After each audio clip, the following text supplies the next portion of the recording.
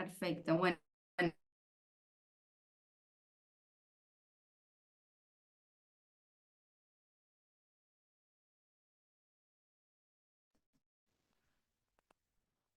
ahí está. Perfecto. Bueno, buenos días a todos, espero que estén muy bien. Como saben, ya estamos en nuestra segunda sesión. La clase pasada vimos epistemología y en esta clase vamos a ver estética. Obviamente es un abordaje bastante general, vamos a ver a la vez muchísimos temas, pero obviamente el corto plazo que tenemos para abordar estos temas, eh, tendríamos que hacerlo, la verdad, en vamos a hacer un poco una introducción a cuestiones generales, ¿sí? De arte, estética, para que ustedes, además de las cuestiones más teóricas, también se lleven un entendimiento general, por lo menos, ¿no? De lo que fue la historia del arte, ¿no? Así que, bueno, en el poco tiempo que tenemos, obviamente, de una sola sesión, vamos a tratar de terminar a tiempo para que después nos quede tiempo por si hay preguntas o dudas o cuestiones. Ya saben que por lo general nos manejamos de una forma que hacemos primero la presentación y si surgen dudas pueden ¿no? escribirlas en el chat o pueden presentarlas luego levantando la mano una vez que terminemos la presentación.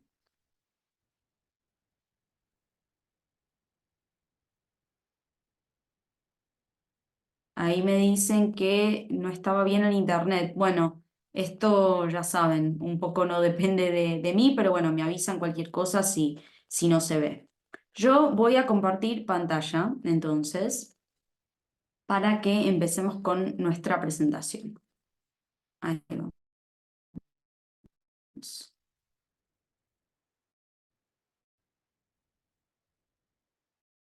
Perfecto. Bueno, entonces vamos metiéndonos en nuestra clase de estética. Primero, algunas cuestiones generales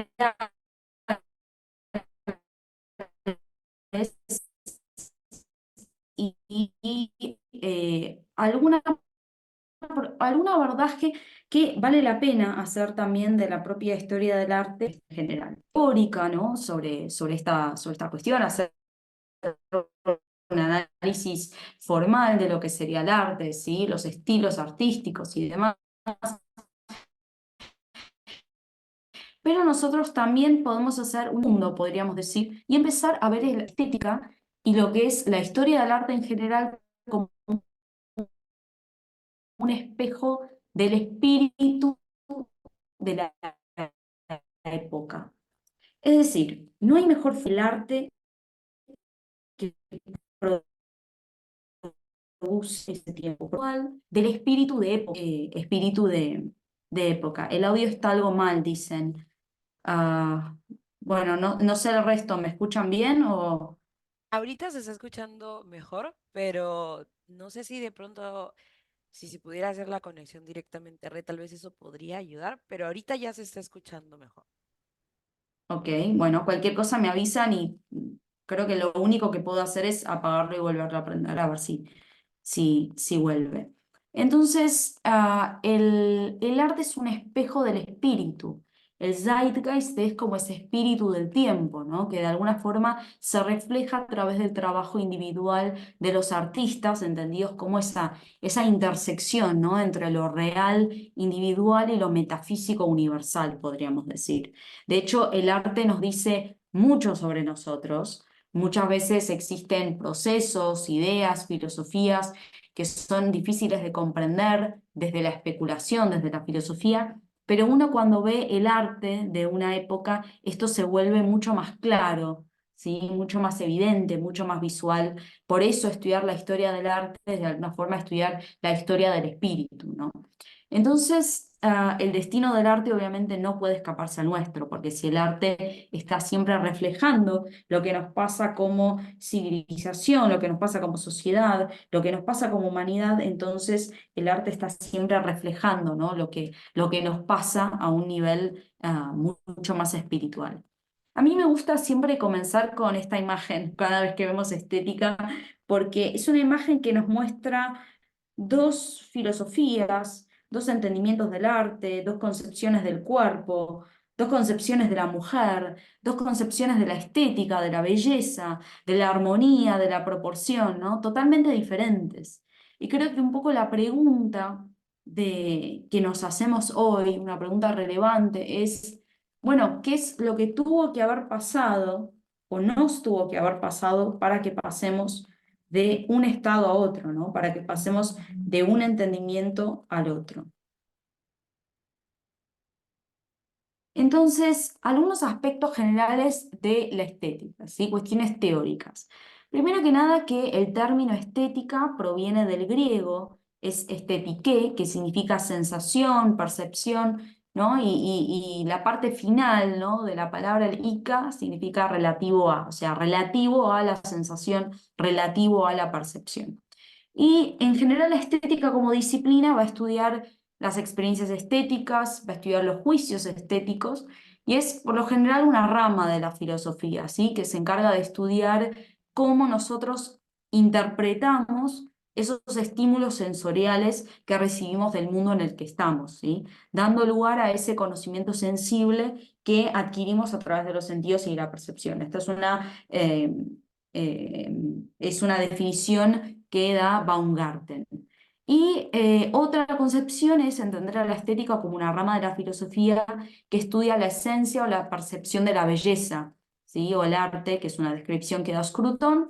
Y Hegel dice que la estética es una reflexión filosófica sobre el arte, sobre los valores del arte. Eso es lo que él llama filosofía del arte, y de hecho en sus lecciones de estética dice filosofía del arte bello. Eso es la estética.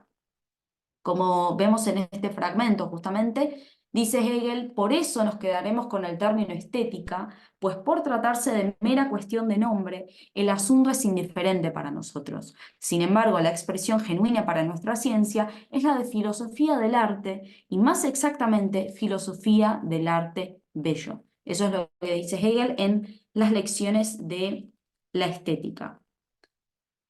¿Hasta aquí se escucha bien? ¿O hay algún problema con la conexión? Bueno, me avisan en el chat, así Te estaba escuchando lo súper bien. corroboro. Perfecto, muchas gracias. Entonces, la estética como disciplina, yo voy abriendo el chat a veces a ver si hay algún problema con la conexión o con el audio. La estética como disciplina es en realidad una marca de la modernidad. O sea, la estética, obviamente ya habían estudios estéticos en la antigua Grecia, ¿no? Y demás, pero la estética ya como disciplina autónoma aparece en la modernidad, aparece específicamente en la Ilustración, ¿sí? Y más concretamente en el periodo del Renacimiento a la Ilustración es donde se generan como toda una serie de trabajos que van a empezar a plantear la estética ya como una disciplina autónoma, así como un campo del saber autónomo y separado. Vayamos ahora sí metiéndonos un poco en lo que serían las cuestiones generales de historia del arte, ¿sí? Que esto también es un poco interesante que veamos en cuestiones de estética, porque siempre nos interesa trazar paralelas también entre lo que es la concepción estética, porque recién dijimos que el arte es la expresión del espíritu, ¿no? Entonces tenemos que hacer siempre una lectura del arte en relación al espíritu de época, a las transformaciones de la época, al contexto, a lo que sucede en ese mismo momento en términos de filosofía, de economía, de literatura, de política, ¿sí? Todo eso va determinando el arte de una época. Es decir, no hay, hagan el ejercicio de tomar cualquier época de nuestra historia, vean el arte que produce y van a ver que ese arte está exactamente reflejando lo que pasa en esa época, ¿sí? A nivel político, a nivel económico, a nivel filosófico, etc. Ahora vamos a hacer un pequeño recorrido. Dijimos que la estética como disciplina surge en el Renacimiento, entonces vamos a ver un poco cuestiones generales de por lo menos las principales corrientes de estética, ¿sí? De nuestra historia occidental contemporánea. Entonces, perdón, aquí. El Renacimiento es un movimiento cultural, seguramente varios de ustedes obviamente ya tienen un entendimiento, ¿no? De lo que es el Renacimiento, que va a surgir en Europa Occidental, en lo que son los siglos XV y XVI, tiene dos etapas, el 480 y el Quinquecento, y de hecho el término Renacimiento es un término que en italiano proviene de Rinascita, que lo acuña el historiador Giorgio Vasari en lo que sería el siglo XVI. El Renacimiento surge como consecuencia de la difusión de las ideas del humanismo. ¿Sí? El humanismo era una tradición, una nueva mirada, ¿sí? Que surge filosófica en torno a la idea del humano que parte como, que tiene como premisa fundamental, ¿no? El establecimiento del ser humano como el centro, el fundamento y la medida, ¿no? De todas las cosas. Entonces, a causa de muchos acontecimientos y muchos fenómenos, se empiezan a difundir estas ideas del humanismo, ¿sí? La acción de los mecenas, la revolución de la imprenta, el desarrollo de las universidades, van difundiendo esta filosofía humanista, ¿sí? Que se va expandiendo por toda Europa, ¿no? Primero que nada, el humanismo plantea al ser humano como centro, medida todas las cosas y como fundamento, ¿sí? Sobre todo, más adelante, como fundamento epistemológico. El renacimiento también implica, perdón, el humanismo también implica un antropocentrismo, es decir, antropos que entrón, ¿no? Centro, antropos, el antropos como centro, y la configuración de la noción del individuo, ¿sí? Va a empezar a tomar centralidad la noción del individuo como consecuencia del advenimiento y la difusión de estas ideas humanistas, ¿sí? Este movimiento humanista van a ser en Italia, más específicamente en lo que es la Academia Platónica de Florencia, que va a patrocinar Cosme de Medici, ¿sí? Que era justamente uno de los mecenas más importantes de esta época en Italia, ¿no? Y el humanismo obviamente va a volver a traer muchas ideas que ya, muchas ciencias humanas, estudios humanos que ya venían planteados en lo que era la tradición clásica, ¿sí? El mundo grecorromano, como las artes liberales, por ejemplo, la gramática, la retórica, la literatura, la moral, la historia, ¿sí? Se recuperan todas estas tradiciones como reacción también a lo que era la escolástica, que tenía un corte aristotélico, y se va a proponer un nuevo estudio renovado de lo que serían las humanidades. ¿Sí? Las humanidades que, como dijimos, tenían su base en lo que sería la tradición greco-romana. Y como dicen, por ejemplo, Casullo, Forster y Kaufman en un libro que se llama Itinerarios de la Modernidad, dicen justamente que, bueno, como pensaban los renacentistas, ¿no? Y abro comillas, tenemos derecho a elegir un pasado, y este pasado no es el pasado que se tenía destinado, el que ya tenía su lugar establecido. Se trata de una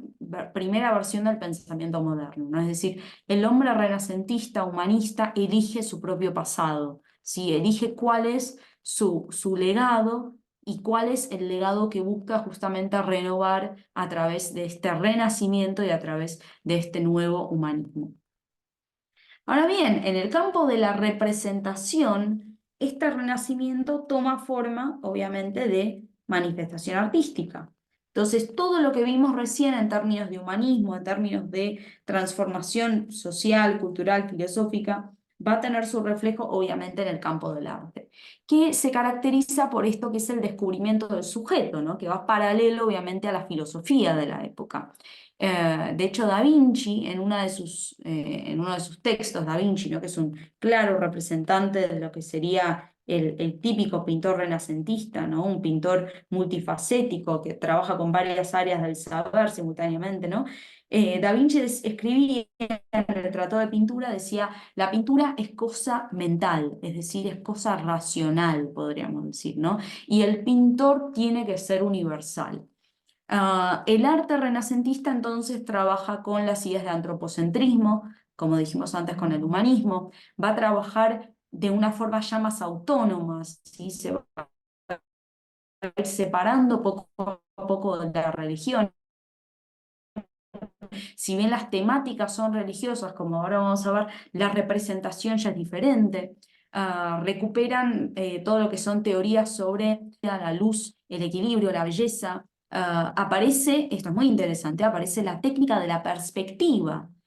La perspectiva es una técnica que se basa en un ojo, ¿no?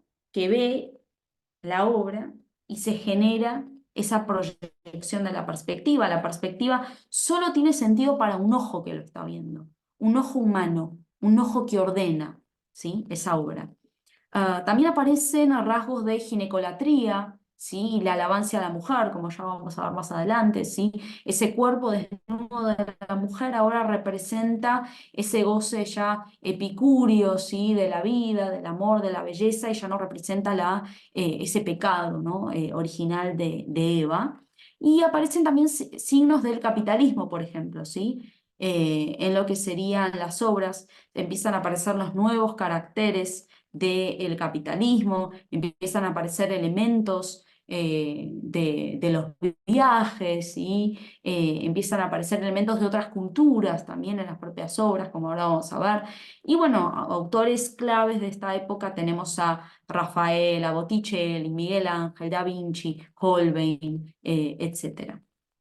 Entonces, el Renacimiento además, como dijimos, va a trabajar mucho con las ideas del humanismo, y el humanismo implicaba, como dijimos, una recuperación de la tradición clásica. Esto también incorpora todo lo que era el estudio de Pitágoras y de los pitagóricos en torno a la matemática, ¿sí? Este entendimiento de que el mundo está construido matemáticamente. Eh, por eso se recuperan todas las teorizaciones de armonía, orden, de la proporción como elementos constitutivos de la obra de arte. Se descubren también muchas cuestiones en torno a lo acústico, ¿sí? A la música, que esto también se recupera como legado de los pitagóricos durante el Renacimiento. También aparece la relevancia del número, ¿sí? El número como aquel que es el responsable justamente de la armonía y que es ese principio divino, ¿no? Que gobierna de alguna forma la totalidad del universo y obviamente también la propia anatomía humana, ¿no? Como vamos a ver con el hombre Vitruvio. Da Vinci, como un representante clave, ¿sí? Del artista renacentista, propone esta idea, ¿no? Del artista como creador, como alguien más allá del oficio, ¿sí? El artista como un individuo, un artista que se interesa por muchos campos del saber. Y él pinta justamente inspirándose en todos estos tratados y los estudios que había hecho Vitruvio en justamente construir esa figura del hombre Vitruvio que vamos a ver ahora más adelante. Fíjense, ahora hablamos un poco de la transformación que sufre el arte en la época renacentista cuando empezamos a experimentar más la autonomía del arte, ¿no? Cómo el arte se va cortando cada vez más de lo que sería la tradición religiosa. Entonces, aquí tenemos una comparativa, ¿no? Tenemos primero el nacimiento de la frontal de la Seo de Urgel del siglo XII, ¿sí? Que es una obra típica de lo que sería el periodo románico, ¿no? Y luego tenemos la creación de Adán, de Rafael, una obra también, un ícono, ¿no? De lo que sería el Renacimiento. Y fíjense que ambas pinturas, obviamente, son pinturas de temática religiosa, pero fíjense cómo cambia, ¿no? Incluso la propia representación de lo divino, ¿no? En la frontal de la ciudad de Urgel tenemos una representación mucho más sintética, ¿sí? Incluso la proporción de Cristo no se corresponde, ¿no? A la proporción humana de los otros apóstoles. Tenemos una construcción mucho más sintética, no hay una perspectiva, ¿sí? No hay luces y sombras, no hay un interés por un realismo, por ejemplo, una profundidad, ¿sí? O por la propia perspectiva, por los claros y las sombras. En cambio, en la creación de Adán de Rafael ya hay un estudio, podríamos decir, anatómico, ¿no? Del cuerpo humano, y no solo del cuerpo humano, sino también del propio cuerpo de Dios, que está representado humanamente, ¿no? Antropomórficamente. El nacimiento de Venus, ¿sí? De Botticelli, como decíamos, empieza a aparecer, no solamente, fíjense que la temática también, el nacimiento de Venus, la temática ya de por sí es una temática de la Grecia clásica, ¿no? Y empieza a aparecer el cuerpo desnudo de la mujer ya desarraigado, ¿no? De lo que sería el pecado original. Y la segunda imagen es una pintura de Hans Holbein el joven, que son justamente los embajadores, ¿no? Y fíjense cómo estos embajadores empiezan a reflejar distintos elementos, ¿no? A su alrededor, cómo todo este fondo sobre el cual están empieza a hablar, ¿por qué no? Pero diríamos del sistema mundo, ¿no? Aparecen ahí mapamundis, mapas, instrumentos de música, globos terráqueos, alfombras, ¿no? Que parecen alfombras orientales. Entonces aparece, ¿no? Como todo este fondo ya capitalista del nuevo mundo que se va conformando, ¿no? En esta renacimiento.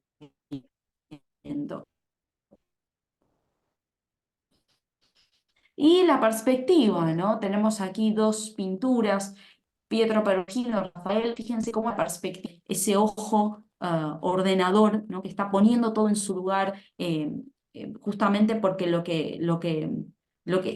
digamos, la referencia que hace la propia pintura se refiere a ese ojo que la está viendo, ¿no? Hay un ojo que está ordenando la obra existe y toma forma solo en tanto que hay un ojo que lo está viendo, ¿no? Fíjense cómo va paralela una técnica, ¿no? de pintura, como podría ser justamente la perspectiva, en relación a lo que va pasando a nivel de filosofía, de política, ¿sí? La configuración del sujeto, la configuración del individuo, ¿no? Cómo todo va encajando, ¿no? Cuando uno entiende el espíritu de época. La tradición que va a seguir al Renacimiento es el barroco, y siguiendo un poco la propia dialéctica, ¿no? de la historia del arte, el barroco se revela contra muchas de las cuestiones que se habían planteado en el Renacimiento. Entonces, el barroco, que estamos hablando, ¿no? ya del siglo XVI, XVII, ¿sí? específicamente ya del siglo XVII, finales del siglo XVI, siglo XVII, estamos en una época donde el arte plantea un horror vacui, ¿no? El horror vacui es el horror al vacío, ¿no? El terror al vacío. El barroco es lleno, es profusivo, ¿sí? Tiene un acento en el detalle. Ah, entonces tenemos ya elementos de dinamismo, de movimiento y tensión. Fíjense que en el Renacimiento tenemos un arte estático, ¿no? Es decir, más allá de las técnicas que hablamos recién, tenemos un arte estático. El barroco va a trabajar con los claros y los oscuros, el movimiento, la tensión, la depresión, ¿sí? Estamos de hecho en la época de la Guerra de los 30 años, no se olviden, ¿sí? La guerra de fundamento religioso, que también va a tener su efecto, ¿no? Obviamente lo que está pasando también a nivel del arte.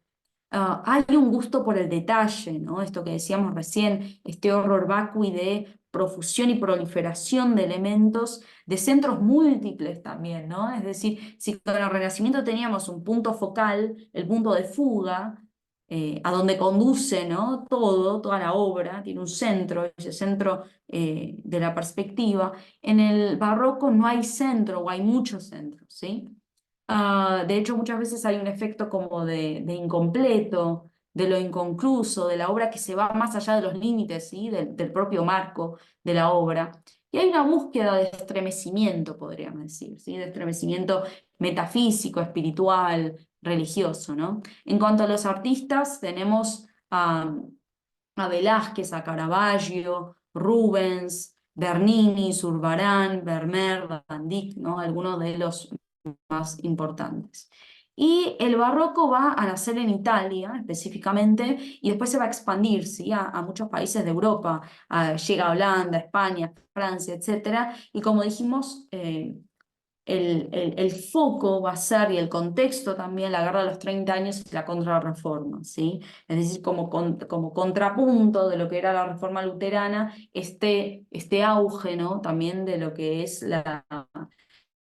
la tradición religiosa católica, ¿no? Es una época de transición el barroco, por ende es una época digamos, de contradicciones, ¿sí? De declives, de cambios, como toda época de transición, ¿no? Entonces aparece mucho esta idea, un poco también, ¿por qué no?, pero filosófica, ¿no? Del engaño, del pesimismo, de la duda. No es casualidad que en la misma época hablemos de filosofías empiristas, ¿sí? De filosofías mecanicistas, racionalistas, ¿no? Como es el caso de Descartes, Spinoza, Leibniz, Hobbes, Locke, que van a tratar esta cuestión, ¿no? Por ejemplo, en Descartes, ¿no? La duda hacia los sentidos, ¿sí? O un cierto también pesimismo, ¿no? Realismo también, por ejemplo, en el caso de Hobbes, ¿por qué no? Y en ciencia tenemos distintos avances científicos, ¿sí? Como, bueno, todo lo que se genera en el contexto de la propia revolución científica, ¿no? Como hemos visto en la clase pasada, tenemos los descubrimientos de Kepler, de Galileo, de Newton, etc. Veamos un poco el arte romántico, ¿no? Mm, Traduciendo un poco todo lo que hablamos recién. Fíjense, aquí tenemos, bueno, la primera imagen es un fresco, ¿sí? Que está en la iglesia de San Ignacio, de Andrea Pozzo. Fíjense el auge del detalle, ¿no? El manierismo, cómo hablar de un punto de fuga, ¿no? Hay muchos puntos de fuga y muchas diagonales, ¿sí? En el modo en el cual está pintado. La segunda imagen es de Rubens, es el rapto de las hijas de Leucipo, también, ¿no? Fíjense cómo se trabaja el movimiento, el drama, ¿no? Cómo hay muchas cosas sucediendo al mismo tiempo, ¿no? Los claroscuros también, vuelve a aparecer por la temática también religiosa, muchas veces de corte mítico, muchas veces de corte religioso cristiano y católico, ¿no? Velázquez, otro gran representante de lo que sería el barroco español, ¿no? Con esta obra, bueno, seguramente conocida por todos, Las Meninas, cómo empieza a aparecer, incluso Velázquez, ¿no? Se pinta a sí mismo en la obra, este ida y vuelta, ¿no? Con quien mira la obra, ¿no? Velázquez pinta, pero nos mira a nosotros, no sabemos si lo que está pintando es lo que nosotros vemos, o si pinta otra obra, o si pinta donde estamos nosotros, ¿no? Nosotros estaríamos parados viendo la obra a donde Velázquez mira para pintar, ¿no? Hay como esta ida y vuelta interesante, ¿no? Como de la figura subjetiva. Y bueno, la cabeza de Medusa de Caravaggio, por ejemplo, ¿no? Retrotrayendo esta idea de lo mítico y siempre como con un componente, como decíamos, ¿no? De estremecimiento, ¿sí? Que de Caravaggio también tenemos muchas obras, fíjense los claros oscuros y fíjense el Renacimiento, ¿no? Qué diferencia, ¿no? En el modo, el balance de los colores, ¿no? Cómo el negro, el oscuro, la sombra, el barroco, ¿sí? Cómo el drama aparece de forma tan clara en lo que sería el propio modo de representación, ¿no? De hecho, bueno, acá dice Alejandro en el chat el tenebrismo de Caravaggio, ¿no? Como técnica. Am, el, el período que va a suceder, ¿no? Al propio barroco va a ser el neoclásico. ¿Sí? El neoclásico que se desarrolla en un contexto de ilustración, la época de las luces. Y como dijimos, en términos de dialéctica, ¿no? Del arte, la época neoclásica va a venir a superar, ¿sí? Al barroco, va a venir a contrarrestar justamente la época barroca, ¿no? Y ahora lo vamos a ver. Dijimos que la marca de la modernidad es justamente el principio de subjetividad, ¿no? El principio de subjetividad como categoría filosófica es algo que va atravesando todo lo que es la historia de la modernidad, ¿no? Y en esta época, en el siglo XVIII, en el contexto de la Ilustración, aparece por primera vez un sistema social que va a modificar el estatus del arte y la expresión estética del arte. O sea, ya empieza a consolidarse cada vez más esa autonomía del arte de la cual hablábamos anteriormente. Entonces, se va autonomizando el arte, primero. Se va consolidando la figura del artista como creador y como genio. El artista es un individuo, es un sujeto. Tiene su propia subjetividad, tiene su propio modo de representar, tiene una libertad ya para representar. Tiene una libertad para pintar más allá del pedido, más allá de que venga el rey y que le pida una obra. El artista ya es un yo, es un sujeto, ¿sí? Aparece por primera vez el término de las bellas artes, ¿sí? Por Watteau y por D'Alembert. Baumgarten, de hecho, es el primero que utiliza la palabra estética como ciencia de lo bello en 1750. Kant va a escribir sobre el sentimiento de lo bello y lo sublime, también va a escribir la crítica del juicio, ¿sí? También todo siglo XVIII.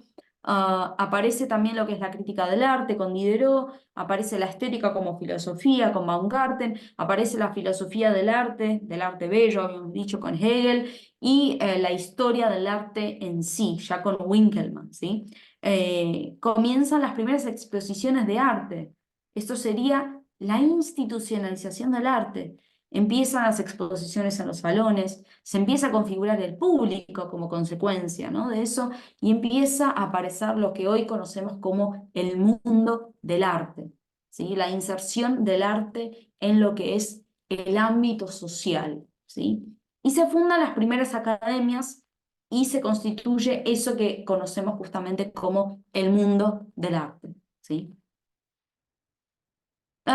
Entonces, como dijimos, el neoclásico lo que va a hacer es buscar superar y reaccionar contra lo que había sido el barroco.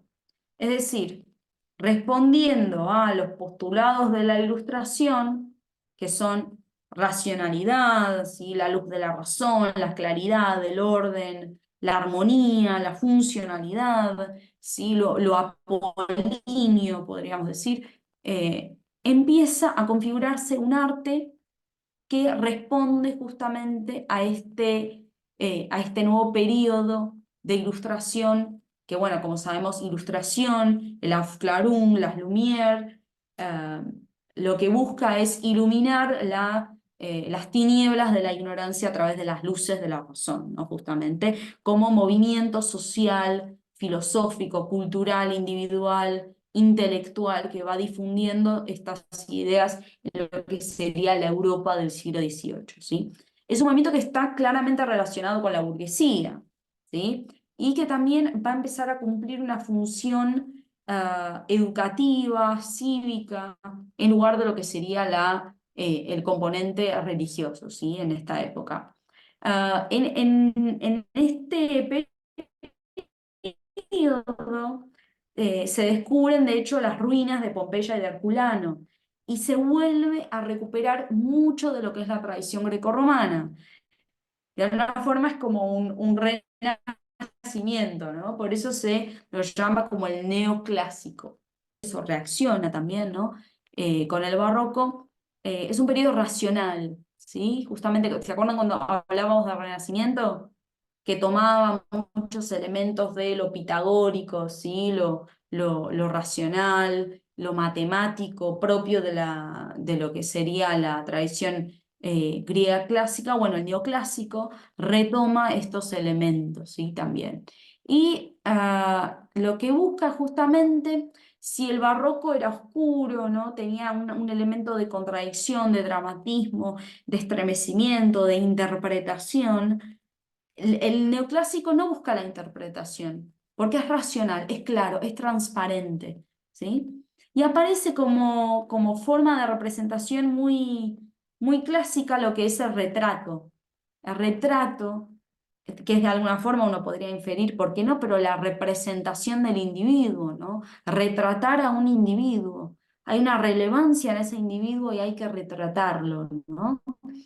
Ah, y bueno, en cuanto a los artistas, podríamos hablar de Latour, podríamos hablar de Jacques Louis David, Fragonard, sí, que es un poco más en la línea de lo que sería Rococó, pero bueno, podríamos también incluirlo, Ingres, y bueno, distintos autores que ahora vamos a ver algunos ejemplos. La primera obra es una obra de Jacques Louis David, La muerte de Marat, seguramente la conocerán. Marat, que era uno de los líderes revolucionarios, ¿no? De la Revolución Francesa. Um, y esta otra obra de Marat, que es el famoso retrato, ¿sí? De Napoleón cruzando los Alpes. Fíjense la claridad de la representación también, ¿no? Si bien hay un cierto dramatismo, hay una búsqueda también de un equilibrio, de una racionalidad, ¿no? De una, podríamos decir, casi que perfección inspirada en lo que sería la tradición clásica. Y aparece también la idea de retrato, dijimos, ¿no?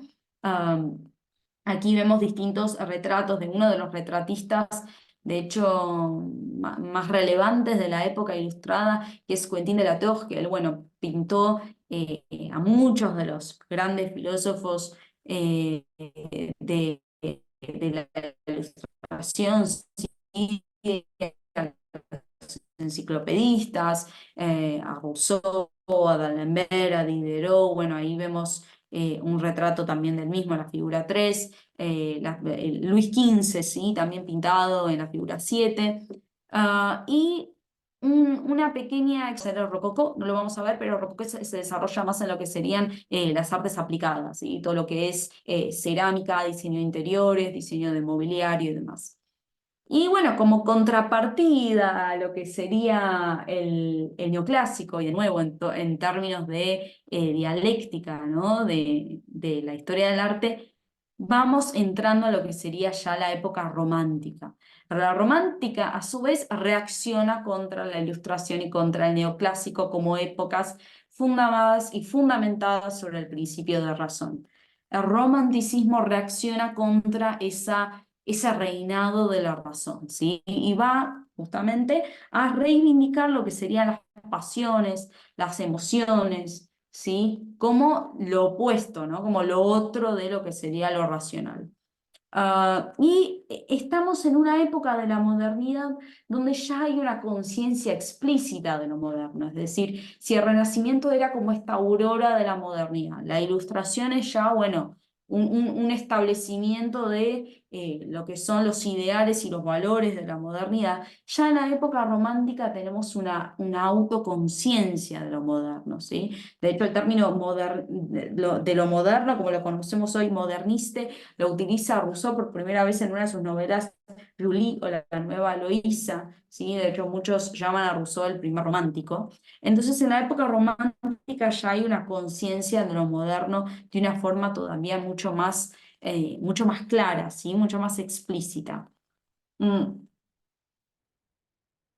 Hegel, que es uno de los filósofos claves de lo que sería la época romántica, es también uno de los teóricos de la estética, ¿sí? De la época romántica. Y a diferencia de Kant, que era uno de los filósofos ilustrados que también había teorizado en el arte, sobre el arte, como habíamos visto, ¿no? A través de sus distintas obras, como sobre lo bello y lo sublime, ¿no? Hegel se enfoca en la estética como eso bello producido por el hombre. O sea, Kant se enfocaba en la estética como lo bello producido por la naturaleza, por el hombre, por el mundo humano, ¿no? Producto de la naturaleza, sino que es un producto del ser humano, de la actividad humana, que la obra de arte es hecha para el hombre y tiene un sentido para el hombre, ¿sí? La obra de arte tiene un fin en sí mismo. La obra de arte es un modo de aparecer de la idea de lo bello, o sea, es un modo de expresión de la idea de lo bello y es un producto del espíritu. El espíritu, en términos de Hegel, como lo llama, es ese espíritu absoluto, ¿no? Que tiene tres grandes manifestaciones. Una es la religión, la otra es la filosofía y la otra es justamente el arte.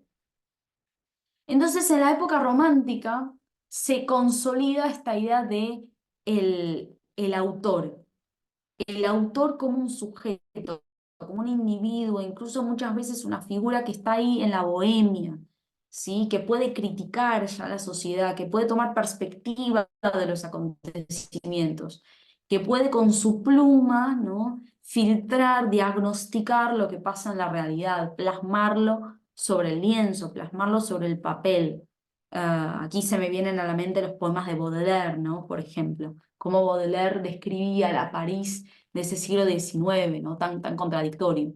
Y aparece también la figura del genio, eh, como esta idea de un sujeto que consolida niveles altísimos de creatividad, de singularidad, de originalidad, ¿no?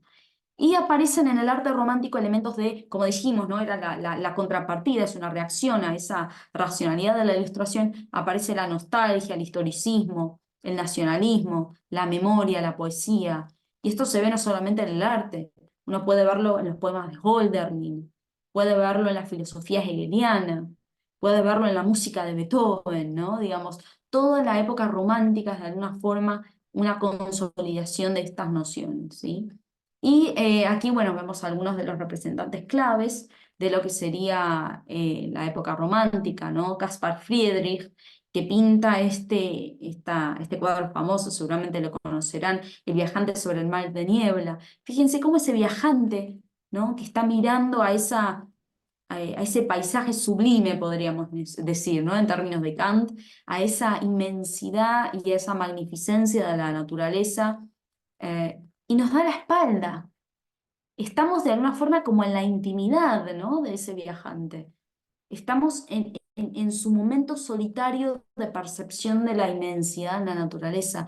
Él ni siquiera se da la vuelta. Él está ahí sumergido en su mundo interno, ¿no? Percibiendo justamente esa belleza de la naturaleza y estamos nosotros justamente, ¿no? Como viéndolo, ¿no?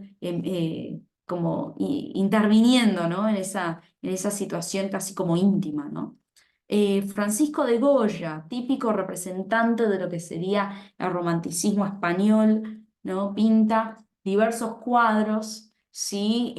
Que, bueno, recuperan este espíritu dramático también del barroco, porque, bueno, acá un pequeño paréntesis, pero el romanticismo recupera como contrapartida, ¿no? El neoclásico muchos elementos del barroco, obviamente, así como el neoclásico recupera muchos elementos del Renacimiento. ¿Sí?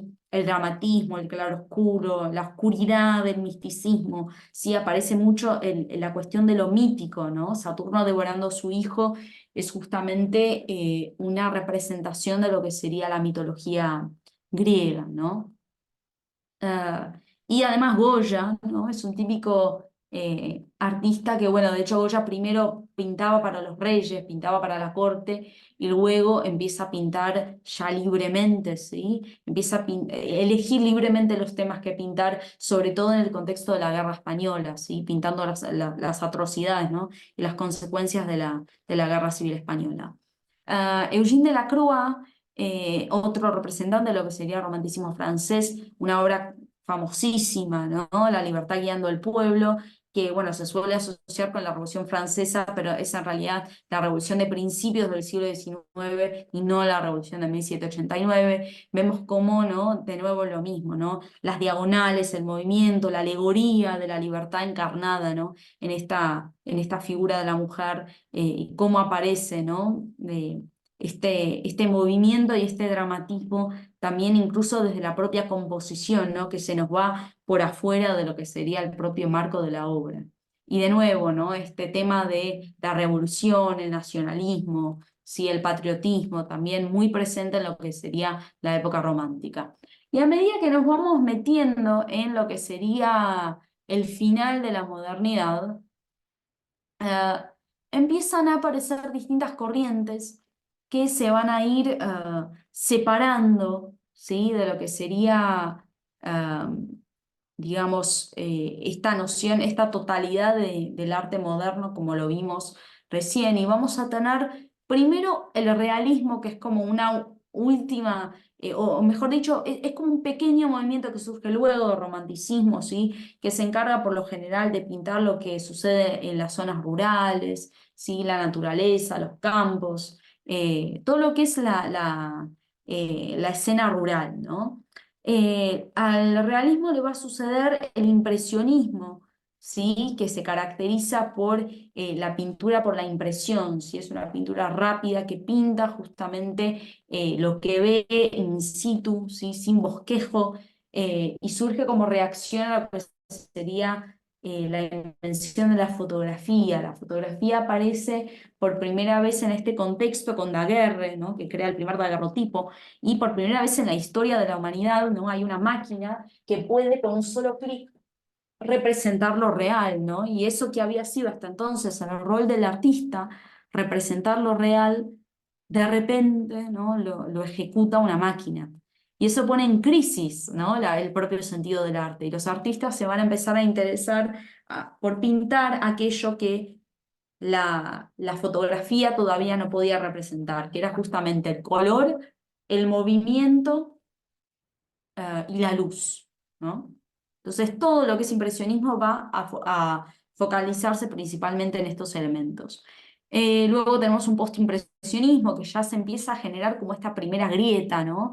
En donde ya no hay una única unificación de lo que sería la corriente artística, ¿sí? Gauguin, Van Gogh, Cézanne, ¿sí? Empieza cada uno como a tomar su propia dirección. Ya nos vamos metiendo en lo que sería a principios del siglo XX con las vanguardias artísticas, ¿sí? También todavía más bifurcado, ya no hay una única concepción del arte.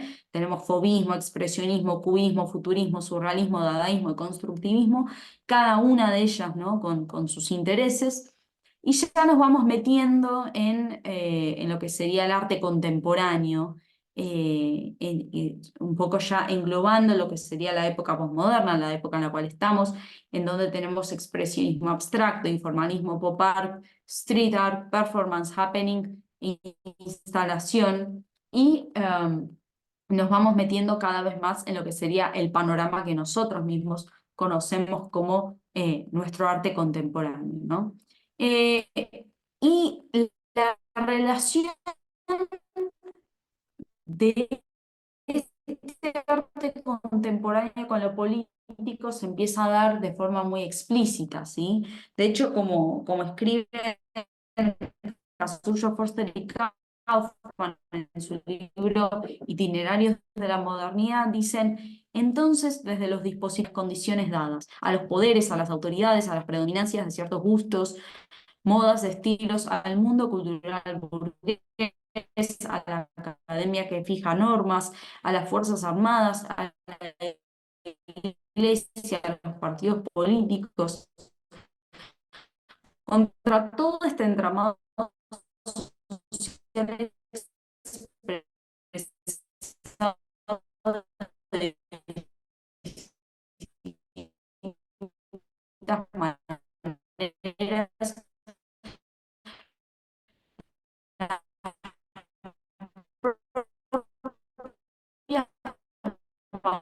vanguardias van a tratar de definir una nueva sensibilidad.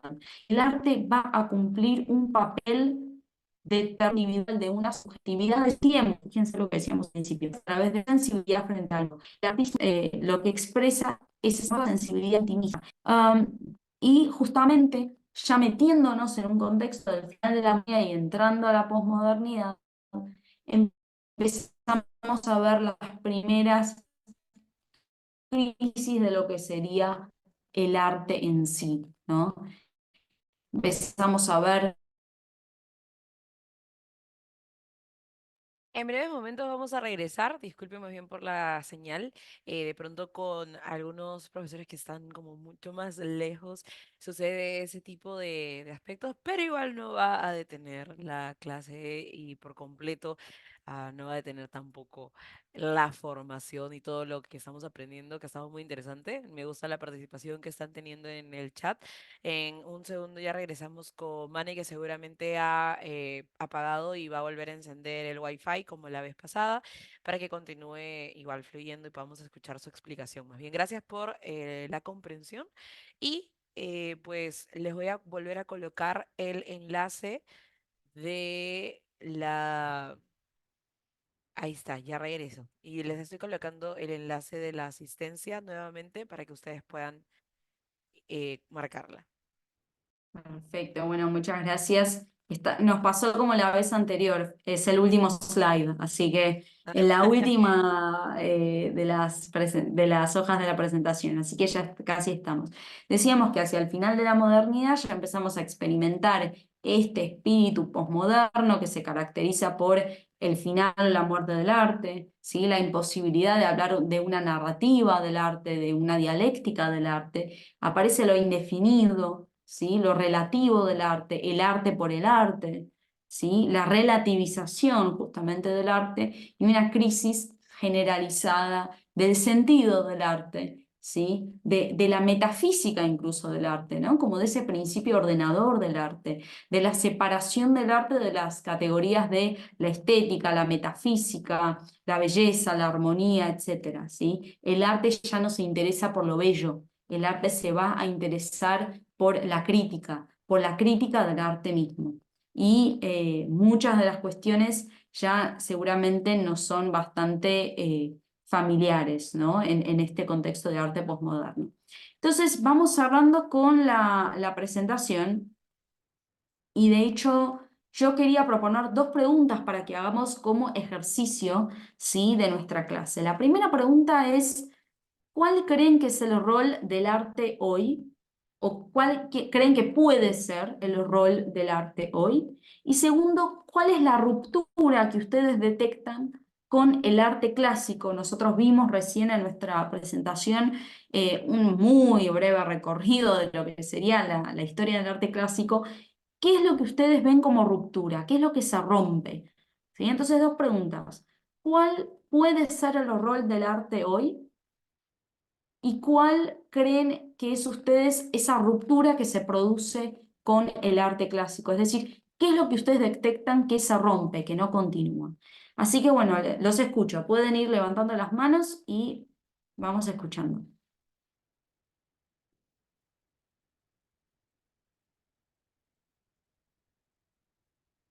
Tenemos ahí a Oliver, que quiere participar. Ujú. Hola, ¿qué tal? Buenos días.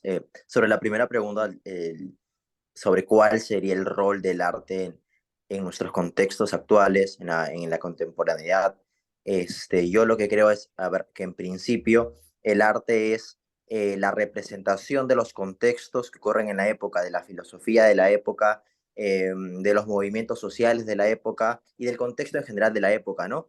En el romanticismo, perdón, el arte humanista se vincula con el movimiento filosófico del Renacimiento y vemos características muy similares. De hecho, un ejemplo claro sería, no me acuerdo el nombre del cuadro como tal, pero es un cuadro donde está Dios siendo apedreado y al costado unas personas de la época, ¿no? En el Renacimiento. Y si bien se muestra un Dios grande, ves que a su costado del Dios pedreado hay personas que se están riendo, no de Dios exactamente, sino de ellos mismos, de la risa, de los chistes que hacen ellos. Entonces, ahí la representación del cuadro es, Dios existe en el Renacimiento, Dios existe, pero más importante que la existencia de Dios es mi risa individual, mi personalidad. Entonces, hay un vínculo entre la filosofía y el contexto de la época y el arte, ¿no? En ese sentido, lo que creo que en la contemporaneidad el propósito del arte es la expresión de sentimiento puro. Hoy en día no tenemos como una cultura hegemónica o un contexto hegemónico, sino lo que tenemos es una acumulación de subculturas. Entonces, hay subculturas pequeñitas y al haber tanto dinamismo en nuestra sociedad, el rol del arte pasa a tener un no rol, justamente. Es como, tiene que acoplarse a nuestro contexto, es por un grupo va a ser de tal manera y por otro grupo de otra, y como mencionaste al final, es una relativización del arte porque cada uno tiene una expresión distinta de lo que es el arte, y arte puede ser hoy en día hasta que pongas un plátano con una cinta. De hecho yo critico mucho eso, pero hace poco hablé con una persona que tenía vínculo con el artista que lo hizo, y hay una historia detrás bastante profunda Mauricio sobre el plátano y Catalán. la cinta. Sí, entonces yo digo, ok, a simple vista es un plátano con cinta, que yo lo critico mucho porque a mí me encanta el romanticismo, pero uno ve eso y dice, caramba, esto no es arte. Pero luego te explican la razón del por qué es un plátano y por qué justamente la línea está en el medio y dices, ah, mira, hay cierto sentido en esta cosa, ¿no? A mi parecer no es arte, pero yo creo que no debemos encerrarnos en decir esto es arte o no es arte, sino que simplemente al ser una representación o expresión de los contextos actuales, es simplemente eso. El rol del arte es la representación de los contextos de las épocas contemporáneas, ¿no? Y eso es lo que diría que es el rol del arte, representar a los contextos. No es como que tenga un objetivo claro. Esa sería mi respuesta. Bueno, gracias Oliver. Y un poco es como una paráfrasis de lo que comentábamos al principio, ¿no? El arte es una representación del espíritu de época. Digamos, básicamente, si uno toma el romanticismo, el renacimiento o la época contemporánea y ve el arte de cada época, se da cuenta que es una clara representación de lo que nos está pasando espiritualmente, espiritual en el sentido general, sí, del término, filosóficamente, como sociedades. De hecho, si nosotros hablamos de la posmodernidad, que es la época en la cual estamos, ¿no? Como una época post-metafísica, la metafísica siendo la disciplina que se interesa por esos principios de organización, principios de entendimiento, de explicación de lo real y de las cosas. Una época post-metafísica es una época donde ya no hay principios de explicación, porque no hay una época, no hay una concepción de la verdad, ¿no? Por eso estamos en la época de post-verdad, que ya no hay una única verdad. Si no hay una única verdad en filosofía, no hay una única verdad en el arte, ¿no? Es decir, no hay una única forma de pintar, no hay una única belleza. De hecho, se habla mucho en lo que es discursos artísticos contemporáneos, ni siquiera de el arte, se habla de como de artes, ¿no? O de estéticas en minúscula. Ya no es la estética en el sentido metafísico, ¿no? Es decir, de la estética como la una, ¿sí? Estética, categoría organizadora de las cosas, sino que son estéticas, hay varias, hay muchas, están relativizadas, ¿sí? Ya es el predominio de lo todo sobre lo uno, como época general. Y esto se repite en muchas áreas del saber, diría casi todas, ¿sí? Pasa en la filosofía, pasa en la literatura, pasa en el arte, pasa en lo que es teoría de género, ¿sí? Todo el advenimiento de lo otro, ¿no? Como teoría, eh, es justamente la profusión de la idea de la diversidad, ¿no? Por ejemplo, tiene que ver justamente con eso. Entonces, el arte va paralelo a la época. Bueno, los escucho. ¿Quién más? Me parece, Manny, que justo en el chat habían colocado una respuesta porque no tenían micrófono, así que voy a proceder a leer para que no se vaya a perder la Perfecto. respuesta de Diego Mendoza. A la primera pregunta de cuál creen que puede ser el rol del arte hoy, él responde. Me parece que el rol que hoy puede jugar el arte es el rol de comunicación, el rol político. Hoy más que nunca el arte debe ser político, denunciando las desgracias de la era en la que vivimos, así como también criticar la degeneración del arte mismo. Me parece que sobre este particular la literatura puede ser el tipo de arte que mejor se preste.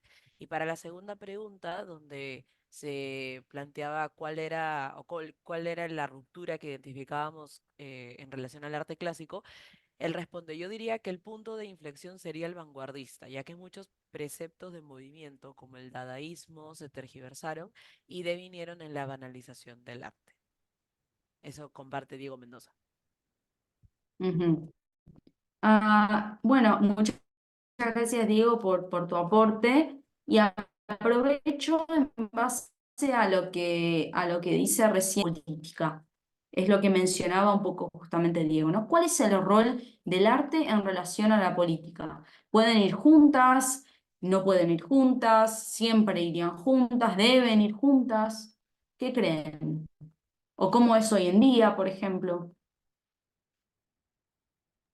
Yo, bueno, ahí hablando personalmente como Magda, yo creo que pues teniendo presente como lo habíamos estado hablando, ¿no? Que el arte siempre va a ser un reflejo con el tiempo ha venido siendo un reflejo del contexto y si vemos como un contexto integral, incluso aspectos políticos siempre van a estar presentes, ¿no? Porque pueden ser conflictos políticos los que marcan un contexto específico en la historia, personajes políticos que tienen un rol importante y entonces por ese mismo contexto siempre se va a ver influenciado en la política, pues nosotros nunca dejamos de ser, digamos, seres políticos, entonces el arte refleja también parte de ese espíritu, creería yo. En ese sentido, hoy en día también seguiría cumpliendo eso.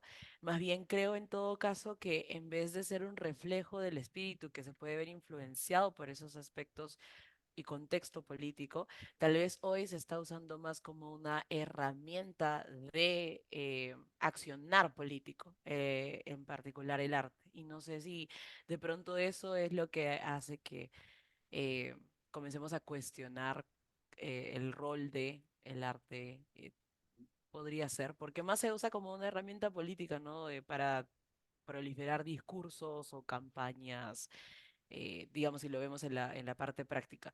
Pero bueno, eso es mi opinión, es como lo veo yo ahora, pero y respondiendo a las otras preguntas anteriores, creo que el arte continuamente va a seguir reflejando nuestro contexto.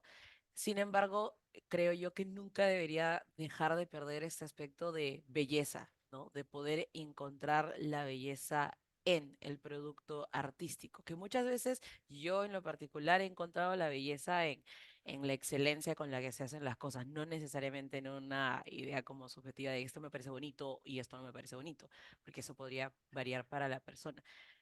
Pero creo que eso se ha perdido, ¿no? Como lo dijiste al final, ahora ya yéndonos hacia el final de la modernidad, en este tiempo posmoderno, ya no se enfoca en analizar o ver la belleza, sino más bien más en la crítica del arte, pero bueno, eso podría aportar.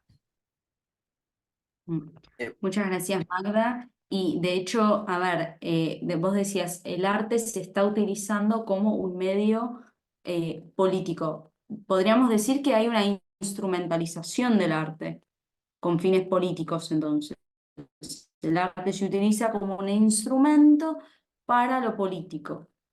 Ah, y si vamos un poco a la historia, por ejemplo, no sé, si tomamos, por ejemplo, el arte medieval, en donde el arte funcionaba únicamente para fines religiosos, ¿sí? ¿El arte era también un instrumento para lo político? ¿O hay algo que es distinto en cómo se utiliza hoy? Porque, por ejemplo, en la época medieval, en todo lo que es el arte románico, el arte era un medio de representación y de comunicación de lo que serían las premisas, ¿no? Y las creencias religiosas. Es decir, no había arte por fuera de lo que fuera lo religioso. ¿Podríamos decir que es también un modo de instrumentalización del arte o hoy se utiliza de otra forma?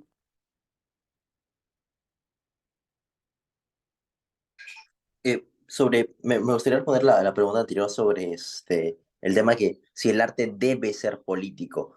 A ver, yo en Ujú. principio considero que el arte juega un rol secundario, es decir, primero está la filosofía de la época y luego a partir de la filosofía hegemónica de la época viene el arte a partir de esa filosofía. Entonces, como rol secundario, yo no soy relativista, pero si nos concentramos estrictamente en este rol secundario del arte, el decir el deben me suena mal porque no es como que yo creo que puede ser, el arte puede ser político y es político en muchos aspectos, pero no debe ser político. Cuando ponemos el deben o el estricto de belleza, esto es belleza y los parametramos como énfasis general y estructural y rudo, ¿no? En ese sentido es deben, esto es, deja ya de de tener un carácter académico en este sentido, a mi concepción, cuando hablamos ya de arte, porque si decimos el arte debe ser político, entonces lo que no sea político no es arte, o mi percepción de lo que es bello en este momento es la percepción de lo que es bello en general,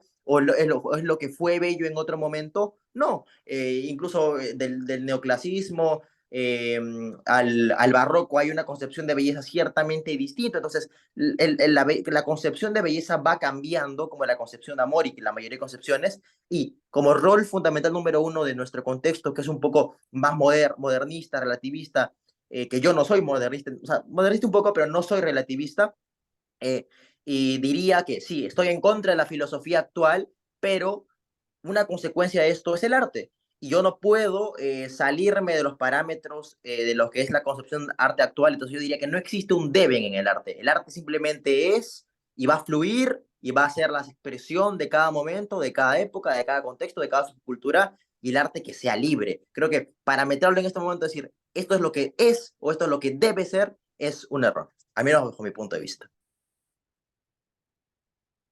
Ujú. Oliver, hay de hecho me hiciste acordar cuando hiciste el comentario, hay un palacio de eventos que se ha hecho como dentro del contexto de lo que es el modernismo de Viena, ¿sí? Es una obra de Olbrich, la pueden googlear.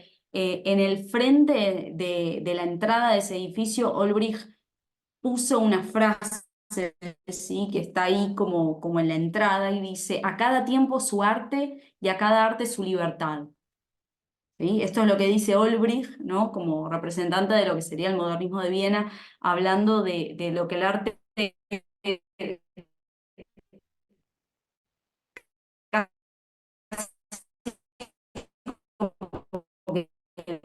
debe ser, ¿no? Pero justamente en ese debe ¿hay alguna razón por la cual, por ejemplo, debe ser político, pero puede ser político, ¿no?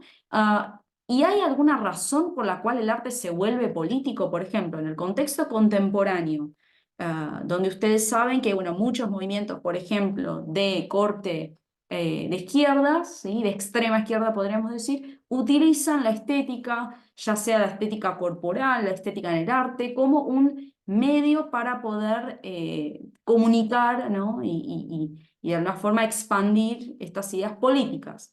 ¿Hay alguna razón por la cual aquí, en este contexto, arte y política pueden encontrarse e ir de la mano?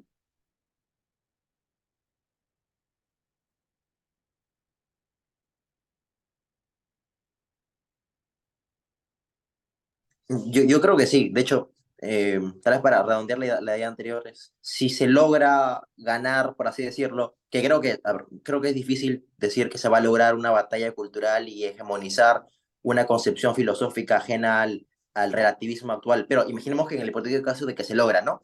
Ganamos la batalla contra el relativismo, bueno, a partir de ahí vendría con corrientes del arte, de la filosofía que gane que le gane el relativismo. Entonces, cerrando eso, lo que se puede hacer hoy en día es, bueno, si yo tengo una filosofía, no sé, más neoclásica, más humanista, puedo hacer perfectamente eh, arte, política, en base a mi concepción filosófica, ¿no? Al final estoy expresando la corriente filosófica que me gusta y hacer esto, y hacer arte, yo, por ejemplo, más conservador, más etc., bueno, también es una expresión, en cierto sentido, y está dentro de lo que es el arte en general contemporáneo. Entonces diría que sí, se puede vincular perfectamente el arte con la política, si queremos hacer activismo, incluso yendo en contra de relativismo.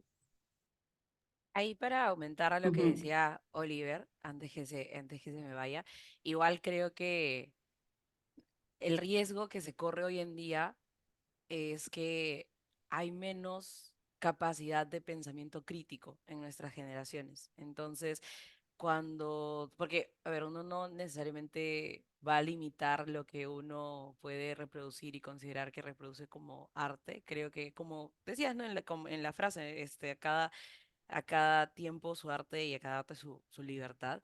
Realmente uno puede usar el medio artístico que desee para expresar lo que sienta. El único problema hoy en día es que a veces lo toman como bueno, en un tiempo donde no existe tampoco una verdad absoluta, donde dicen que no existe una verdad absoluta, que yo obviamente no lo considero así, eh, no pueden analizarlo correctamente. Entonces comienzan a dejarse llevar por estas ideas o ideologías que muchas veces son propagadas por estos medios y que ciertamente creo que la izquierda ha sabido captar mucho mejor los medios artísticos, los diversos medios artísticos que existen, la música también, que tal vez no hemos hablado tanto aquí, pero, o sea, crean muchísimo mayor producto artístico que otras personas que de nuestro lado podemos tener otros valores posiblemente y principios. Entonces, pues se quedan simplemente con esa idea, no lo procesan y como dicen, no existe una verdad absoluta, no tienen con qué compararlo y entonces no lo pueden tampoco separar de, ok, esto puede ser su interpretación, a ver, vamos a entender qué es lo que quiere transmitir esta persona detrás de esta obra artística y analizarlo de esa manera. Entonces, ese creo que es el principal riesgo, porque creo que también uno no puede ponerse en la posición de decir, no, o sea, va a existir solo un arte que cuadre con lo que a mí me parece correcto o los valores y principios que yo tengo. No, finalmente es un medio de libertad de expresión, creo, ¿no? Pero es eso. Tal vez es más en el punto de análisis de lo que estamos viendo y capacidad de procesarlo. Entonces, como hay menos pensamiento crítico, es que entonces creo hoy nosotros comenzamos a considerar que esos productos artísticos son realmente un riesgo para nuestra sociedad. Bueno, gracias Magda. Y de hecho, en un momento Magda decías que parece que el lado izquierdo produce mucho más arte. ¿Cuál es la base teórica o una suerte de explicación para este fenómeno, por ejemplo? De esto se ha hablado bastante, ¿no? De la relación de la izquierda con lo que es la producción artística. ¿Por qué siempre existe del lado de esta digamos, de ese lado, ¿no? De la vereda política, siempre mucho más producción artística, ya sea en música, en arte, en literatura y demás, que en el otro lado. ¿Por qué creen que sucede esto? Porque es más fácil hacer cosas tan sencillas, simplistas. Y pues, por ejemplo, lo que nos pasa acá a veces en el grupo, por así decirlo, de derecha, es que a veces nos retraímos tanto porque pensamos que no sabemos muchas cosas y queremos hablar siempre informados. En cambio, la izquierda es al contrario. Ellos hablan como si supieran mucho, pero en realidad hablan de una forma vacía, creo yo. Es por eso que eso también se lo refleja en el arte. Hacen arte tan simplista o como pueden, han mencionado en el chat, hacen amparte, ¿no? Que solamente con poner un plátano pegado en una pared y ponerle una etiqueta vacía ya se dice que es arte. O manchar de tinta un papel porque sí y es arte. O sea, es una forma tan simplista que se está manejando el arte hoy en día que en sí usted, yo o cualquier persona puede hacer arte, entre comillas. Creo yo que es por eso, profesora. Bueno, esta suerte de, ¿vieron este famoso discurso de todos somos artistas o saca el artista que hay en vos, ¿no? Digamos, esta suerte de desacralización, podríamos decir, del arte, en donde ya cada uno, ¿no? Puede ser un artista. Este es un giro, ¿no? Que se da justamente en la propia historia del arte que, bueno, un poco el origen se puede ver ya en las primeras vanguardias, ¿no? Del siglo XX, sobre todo con el Dada, por ejemplo, ¿sí? Con ese, uno si recuerda el Migitorio de Duchamp, ¿no? Que obviamente tenía un carácter de hecho político, ¿no? Crítico del arte burgués, pero eso inaugura, ¿por qué no?, a ese atrevimiento de que cualquier manifestación, cualquier expresión, cualquier opinión puede tener su estetización, puede convertirse en algo estético, ¿sí? Bueno, hay varias manos levantadas, así que los escucho. César, estabas primero, luego, bueno, Carol, Estefanía, Oliver, así que los escucho. Sí, buenos días. Creo que usted dijo que para la izquierda es un poco más fácil hacer arte. Creo que eso va con la mano que dijo mi compañero y yo le añadiría un elemento más que sería que es más fácil, digamos, criticar y destruir que construir algo, ¿no? Y es algo, digamos, que la izquierda, bueno, que la generación de la nueva izquierda del 70 tiene, digamos, esa cualidad que si bien, o sea, en algunas partes, algunas ciencias sociales es útil, pero lamentablemente, digamos, es más diagnóstico, ¿no? Que dar una solución. Y ahí creo, digamos, que va un poco con la mano con lo que es el arte moderno, que es mayormente una crítica, una deconstrucción, pero, o sea, pero no me propones, digamos, algo nuevo o algo, digamos, que trascienda, ¿no? Porque ya, digamos, lo que propones como es nuevo es algo muy simplista. Eso sería mi perspectiva. Ujú. Perfecto, bueno, gracias César. Carol, veo que hay varias manos levantadas, así que vamos con todos. Sí, buenos días, profesora, ¿qué tal? Bueno, yo en realidad tengo una opinión al respecto y es que como la izquierda, o sea, en realidad para mí la derecha, la gente que está del lado de la derecha trabaja.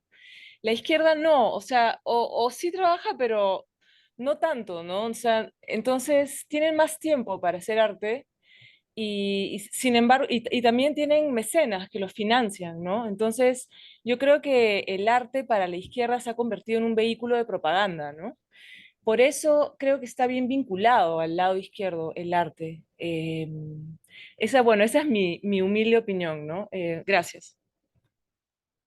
Gracias, Carol. Estefanía, te escuchamos, luego Oliver, Fiorella, Aruo, que son varios, así llegamos bien a tiempo. Hola, sí, mi comentario también va de la mano con lo que decía Carol acerca del papel del mecenas en la actualidad, porque hace algún tiempo, pues, salud, habían bastantes mecenas, Gracias. algunos incluso pues eran católicos o de la Iglesia Católica. Incluso se hizo muy famoso el tema de los vidriales en la época antigua para que pudieran traer más personas a la iglesia. Entonces, de la misma manera, es como que un poquito entrar al concepto de marketing, ¿no? nosotros también de mano de la derecha también tenemos que hacer lo mismo, ¿no? Ya que la mayoría de la derecha trabaja, a veces no tiene mucho tiempo, pero sí pueden ser mecenas de alguien que pueda de alguna manera instrumentalizar el arte, cosa que no está mal, porque si ya actualmente se hace, no le veo nada de malo ser mecenas de algo que sirva para instrumentalizar el arte y difundir de esa manera las ideas de derecha. Ujú.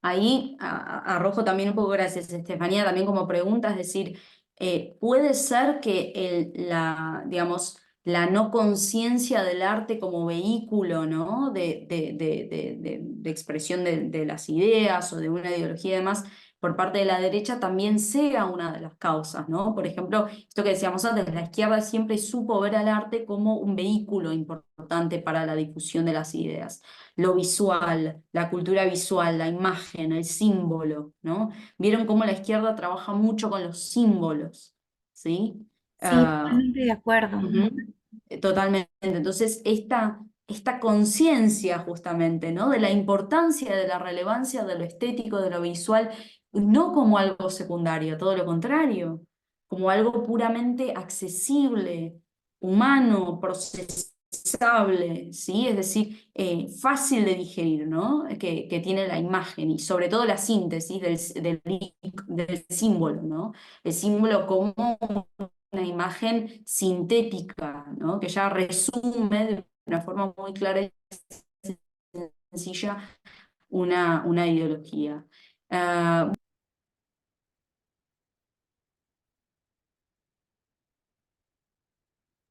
Se entrecontó un poquito al final, pero creo que le habías dado pase a la siguiente persona para que hable, ¿verdad? Que estaba con la mano levantada. sí, sí, sí, sí. Oliver, me parece entonces que continuemos Ah, Sí, contigo. Oliver. dale, dale. Sí, a ver. mm, No pienso distinto a lo que mencionaron mis compañeros o sea, anteriores, pero no creo que sea tan simple. Es más complejo y aparte, hacer arte no es fácil y conseguir un mecenas tampoco es fácil. Son cosas muy difíciles y de hecho que en teoría la gente como que más adinerada del mundo es de derecha, debería ser más fácil conseguir mecenas para nosotros que para los de la izquierda, pero consiguen más ellos. Entonces, no creo que vaya por ahí el sentido de por qué hay más arte de izquierda y por qué hay más arte y por qué no hay, o sea, y por qué hay más arte de izquierda, ¿no? Y no hay de derecha. Yo creo que va por lo histórico, al menos en Perú, de cómo ha funcionado la derecha y cómo ha funcionado la izquierda. Ciertamente los grandes impulsores o los que se han preocupado realmente, al menos en el sentido estricto del sentimiento y del cómo se siente el individuo, ha sido la izquierda, no la derecha. Vemos que las mayores corrientes literarias y textos producidos literarios de nuestro país parten de la movilidad social que ha pasado de provincia a Lima y cómo los individuos salían de esa zona por la pobreza extrema que ocurría y luego salían a Lima y a partir de ahí se escribían textos literarios en base al sentimiento de los provincianos que venían a Lima a conseguir un mejor futuro. Y todos ellos son autores de izquierda que se han preocupado por esas situaciones sociales. Entonces, lo que ha pasado con la derecha es que le ha importado muy poco hacer eso. A la derecha, generalmente, lo que hemos hecho es ver cifras, datos, características económicas y nos hemos alejado del individuo. Nos hemos apegado mucho a la teoría, pero no nos hemos apegado a lo que pasa realmente en la sociedad. No por nada, las ciencias como la antropología y la sociología, que son en esencia parte, o sea, que en esencia no son de izquierda, uno cuando escucha yo soy sociólogo, automáticamente tiene la percepción, ah, eres de izquierda fijo. Pero esto pasa porque la sociología y la antropología estudian al individuo como tal y a las culturas y a las subculturas, y en ese sentido, si tenemos que la izquierda se preocupa por la movilidad y el sentimiento de las personas, creo que la derecha es lo que le falta, ¿no?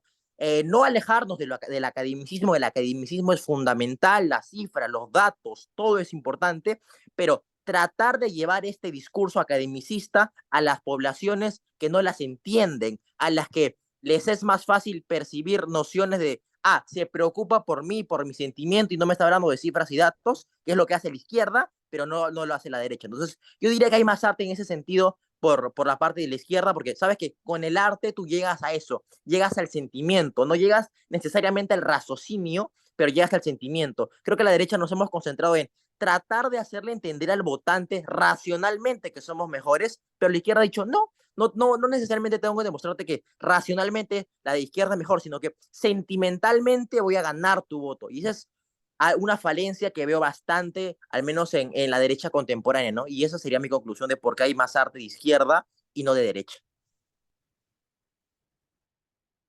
Gracias, Oliver. Bueno, de hecho ahí hay como un componente antropológico, ¿no? De decir, al final parece que hay algo en la emoción que mueve más al individuo que lo racional, ¿no? Entonces, apegar a la emoción termina siendo al final algo, la paradoja más pragmático, porque el efecto está asegurado cuando uno, digamos, por así decirlo, como que da en el clavo, ¿no? Justamente de lo emocional. Así que es como una digamos, una combinación muy interesante, ¿no? Entre instrumentalización y a la vez emoción, en donde al final lo que sirve concretamente, prácticamente, de una forma mucho más clara, mucho más entendible, ¿no? Mucho más como, digamos, abarcable, ¿sí? La idea de la emoción. Así que bueno, Oliver, gracias por tu reflexión. Fiorella, te escuchamos. Sí, ahora que hablan de la emoción, se me venía a la mente un cuadro de Van Gogh, pero no sé bien en qué corriente está puesto. No sé si tú sabes. Un cuadro de Van Gogh, en el Postimpresionismo. Ujú. postimpresionismo. Ah, ya, ok. Bueno, lo que quería comentar era que pues veía el Renacimiento, ¿no? Cómo también podía influir un poco y seguro, ¿no? Como parte de la historia, ¿no? Que pues cada pedazo va influyendo en lo que ahora es pues la modernidad, la relativización, la crisis de sentido, la posverdad, ¿no? En la que cada uno tiene su verdad y cómo es que pues se pudo dar o sea, cómo es que estamos así, ¿no? Y pues yo lo veo que poco a poco se le va dando a la misma persona, ¿no? Como que este centro, ¿no? Este posicionamiento, ¿no? O sea, como que se va centrando en sí mismo y así ya tiene la libertad, digamos, ¿no? Pues que puede decir, esto es lo que yo creo que es arte y políticamente también va a tener una influencia, que relativismo, ¿no? Que la verdad es mi verdad. Y cómo, ¿no? El hombre pierde su propio eje y cómo se va centrando en sí mismo, ¿no? Con la ilustración, el renacimiento, ¿no? Y así, ¿no? Se le da un sujeto, como tú decías, ¿no? Que quizás ya no tenía alguien que le decía, haz esto, ¿no? Sino que ya él mismo hace, ¿no? Que tiene pro y contra, ¿no? Pero pues que él veo que tiene esta influencia. Y bueno, ¿no? Un poco para llamar a la acción, ¿no? Que quizás esto es lo que dicen que pues quizás los de izquierda hacen, ¿no? Un poco a la acción, quizás, ¿no? Con el individuo. O sea, claro, se me ocurre, claro, lo que de base, ¿no? Concientizar, ¿no? Que este sentido, que mira, pues, ¿no? Que mira que esto es arte o no, pero ¿a qué te lleva? ¿Cuál es la verdad? O qué quiere decir, ¿no? Entonces, como primera acción, quizás, ¿no? Esta concientización, o sea, tratar de en nuestros espacios poder hacer esto con las personas que nos rodean y segundo, pues, también hacer arte, ¿no? Intentar hacer arte, comenzando desde lo más simple, ¿no? No necesariamente buscando mecenas, algo tan, pues, tan costoso quizás, pero comenzando desde algo más simple, ¿no? Cómo nosotros podemos comenzar a hacer arte de conciencia, pues, entre las ideas me venía algo súper simple, como, no sé, quizás pintar es una persona pintando, ¿no? No sé, cuestionándose algo, ¿no? Una realidad y por ahí poner como que se está cuestionando, ¿no? De forma gráfica. Y no sé si también nos podrías ayudar, ¿no? ¿Cómo podría ser ese arte que podríamos hacer, ¿no? ¿Qué técnicas, colores, luces, movimientos que podríamos hacer, ¿no? O sea, como personas simples, ¿no? No sé, no sé si alguno acá será artista, pero que podemos hacer y no sé, con el simple hecho de ponerlo en nuestro estado, ¿no? Y que por ahí lo vean. ¿No? ¿Cómo podemos hacer nosotros, allá teniendo todo este background de la historia del arte, ¿no? Y sabiendo la crisis actual, ¿no? Que influencia en política, ¿no? Cómo se instrumentaliza el arte, ¿cómo podemos hacer, ¿no? Bueno, muchas gracias, Fiorella, por tu pregunta y bueno, un poco como por ese llamado a la acción casi, ¿no? De forma muy sencilla porque tenemos algunos levantadas. Yo diría que personalmente, esto es una opinión personal, pero para mí la mejor forma de innovación es justamente volviendo a la historia, ¿no? Es decir, revolviendo en ese legado, por ejemplo, que nos fue dado en todo lo que es el arte clásico, ¿no? Y cómo la recuperación de lo clásico tiene en sí un componente también radical y revolucionario, ¿no? Por ejemplo, hoy sería justamente algo totalmente radical volver a plantear, por ejemplo, volver a recuperar elementos de la tradición clásica, por ejemplo, ¿no? De la tradición moderna. Si bien es algo histórico, ¿no? Revitalizarlo como habían hecho los propios modernos, ¿no? Varias veces también trae en sí, ¿no? Como un componente renovador y dialéctico incluso, ¿sí? En sí. Así que bueno, Fiorella, muchas gracias por tu aporte. Bueno, Arugo, te escuchamos y luego David. Disculpa, en cuando dices clásico te refieres todos los que hemos visto hoy día, ¿no? Todas las corrientes, ¿o a cuál Sí, te refieres? claro, O el digamos, greco-romano, ¿no? Renacimiento, barroco, neoclásico, romanticismo y hasta ahí, digamos, impresionismo quizás puede incluirse también en clásico, sería ya como la época como de transición, pero hasta romanticismo, por lo menos ya tenemos todavía elementos de los cuales hablábamos, ¿sí? Ok, gracias, mi amable. Bueno, gracias Fiorella, Arubo, te escuchamos y luego David. Bueno, primero que nada quería eh, criticar un poco lo que habían dicho anteriormente, que la producción era mayoritariamente de tendencia izquierda, porque la izquierda no trabaja, porque es muy fácil, y se tiene pues el concepto de que las personas izquierdas son como que vagas.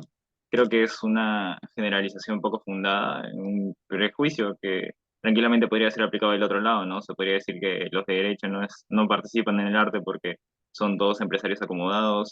A lo que me refiero es que esa lógica es, ¿cómo decir? Está mal fundada. Creo yo, es una tesis mal ajena y estoy, por un lado, en línea con el compañero Oliver, que es que la derecha tiene a ser reaccionaria, y con reaccionaria no me refiero pues que no construya o no avance teóricamente, sino que pues tiene una tendencia histórica contrarrevolucionaria.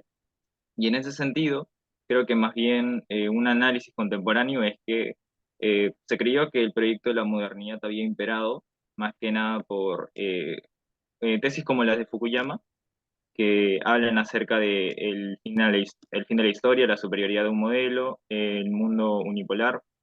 Pero por otro lado, en el mundo intelectual, partiendo de Gramsci, se tiene la idea de la multidisciplinariedad, que tiene como fin la hegemonía cultural, debido a que, bueno, no se tiene el poder como tal, sino que se busca, pues, sacar con el proyecto moderno, desde otros puntos de vista. Y eso, pues, ¿no? Es como una especie de dormir intelectual, que es una tesis también muy lagiana, porque la que también parte de Gramsci. Y nada, creo que va más por esa parte, ¿no? La de la hegemonía cultural. Bueno, muchas gracias, Arugo. Muy brevemente, pero yo creo que ahí marcaste un elemento que es muy interesante, ¿no? Esto de si la derecha tiene tendencia histórica, de hecho, marcamos Arugo, ¿no? De ser reaccionaria, la reacción tan solo reacciona a algo que ya está hecho, es decir, la izquierda de alguna forma hace un jaque, ¿no? En términos de ajedrez. Y la derecha, bueno, toma una acción en base a eso, ¿no? Y así como sucesivamente históricamente. Entonces, al final, la que siempre plantea como que arroja un golpe de dados es la izquierda, ¿no? Y la derecha, bueno, toma sus estrategias en base a eso. Y eso hace justamente que el componente, en vez de ser creativo, sea como reactivo, ¿no? Así que ahí hay como una punta teórica muy interesante para analizar. Así que bueno, David, te escuchamos y ya vamos cerrando. Hola compañeros, ¿cómo están? Profesora, ¿qué tal? Yo prácticamente estoy en las antípodas del pensamiento de lógica, de razón que ha dado el compañero y voy a explicar por qué. Eh, en los años 80 se escribió un libro que se llama Homo Académico, de Pierre Bourdieu, del sociólogo francés Pierre Bourdieu. Y él estaba tan preocupado porque siendo izquierda, pero muy serio intelectualmente y honesto, dice que le preocupa que la dominación hegemónica cultural en Francia sea totalmente de izquierda, ¿no? Entonces él hace una explicación de la escuela de Frankfurt. Y muy actualmente, el argentino Cristian Iturralde ha escrito un buen libro para el que no está muy relacionado con este tema, que habla sobre la escuela de Frankfurt y la influencia que ha tenido en todo, en la batalla cultural, se podría decir, ¿no? Y la lógica más o menos va porque, a ver, ¿quiénes van a estudiar humanidades, sociología, arte, comunicaciones a las universidades? Gente que tiene ya el pan asegurado, o sea, gente de clase media para adelante. La gente de clase media para abajo normalmente viene a ser de derecha porque tiene más contacto con el mundo, porque va a estudiar a las universidades cosas que le den más ganancia y más rédito más pronto, que como mayormente gente que va a estudiar arte, ¿no? En universidades peruanas como la de Lima, UPC o en la Católica y todas estas cositas. Entonces, por eso ellos hoy eh, se han apoderado de la batalla cultural prácticamente. Gracias. Perfecto. Bueno, David, muchas gracias. Y un poco como para cerrar, en base a lo que decía David, si algo que queda claro es la relevancia del arte, entonces, ¿no? En toda llamada batalla cultural, por ejemplo, en donde el arte muchas veces eh, por error termina cayendo como en el mundo de lo superficial, en el mundo del superfluo, ¿no? En lo secundario, en lo irrelevante, ¿sí? En lo fluido incluso, pero nos vamos dando cuenta, y creo que salió justamente, y uno de los objetivos también de abrir un poco como el debate, ¿no? Es la relevancia del arte al final, la relevancia del arte como, no solo como diagnóstico, como entendimiento de nuestro contexto, de nuestro tiempo, sino también como herramienta, ¿no? Como herramienta filosófica, como herramienta política. Y cada uno de nosotros, ¿no? Viendo justamente a nuestro alrededor cómo eso funciona una vez que dejemos, ¿no? esta clase y empezar a prestar cada vez más atención, esa transparencia con la que funciona el arte, ¿no? Como vehículo de una idea, como vehículo de una filosofía, como vehículo de una política y al final como un determinante, ¿no? De la forma que tenemos de vivir y de nuestro entendimiento de nosotros mismos y de nuestro lugar en el mundo, al fin y al cabo, ¿no? Así que bueno, muchísimas gracias a todos por estar aquí nuevamente, por la participación. Espero que lo que hayamos visto en esta clase sintética les haya servido también justamente para todo lo que es su programa y lo más importante para la vida cotidiana, ¿sí? Para la vida individual y singular que cada uno de ustedes lleva. Así que bueno, espero haya sido significante, relevante para ustedes, espero que haya sido útil y muchas gracias por estar aquí en estas dos clases y bueno, nos veremos pronto. Muchas gracias. Sí, muchas gracias a ti, Mane. Fuertes aplausos, igual todos aquí. Bueno, yo los haré con sonido, pero ahí lo pueden hacer de forma virtual. Ha sido para nosotros realmente un honor poder contar contigo las dos últimas clases de este módulo número 2 y cerramos pues con broche de oro el módulo de filosofía general, hablando de estética. Así que los invito a que puedan seguirla a Mane en todas sus redes, que puedan ver los videos que ella comparte, donde seguramente igual va a poder ampliar en otros temas y generar mayores curiosidades. Nosotros estamos todavía finalizando una plataforma para alumnos donde queremos también colocar a los profesores para que a través de foros puedan seguir absolviendo alguna que otra pregunta o si tuvieran materiales adicionales para los alumnos, se los puedan compartir. Si tú tuvieras algo y lo quisieras compartir por correo, yo se los puedo extender, pero pronto va a estar la plataforma, así nos disculparán por eso, por el tiempo, pero pues lo estamos trabajando para que sea un mejor espacio. Igual, gracias por haber asistido y ya les vamos a estar comunicando igual los accesos para la siguiente clase, el siguiente módulo que ya empieza pronto. No se olviden de las fechas de pago que hay para quienes, para las modalidades que ustedes hayan elegido de pago, eso sí, no tenganlo presente. Y bueno, ya la clase estaría finalizada, les vamos a dar luego la grabación. Muchas gracias, Mane, nuevamente y pues bienvenida siempre, pero líder es escasa para ti también. Muchas gracias a todos, gracias realmente por el espacio, por la oportunidad y bueno, muchas gracias a todos por sus reflexiones. Hasta luego, nos vemos. Nos vemos.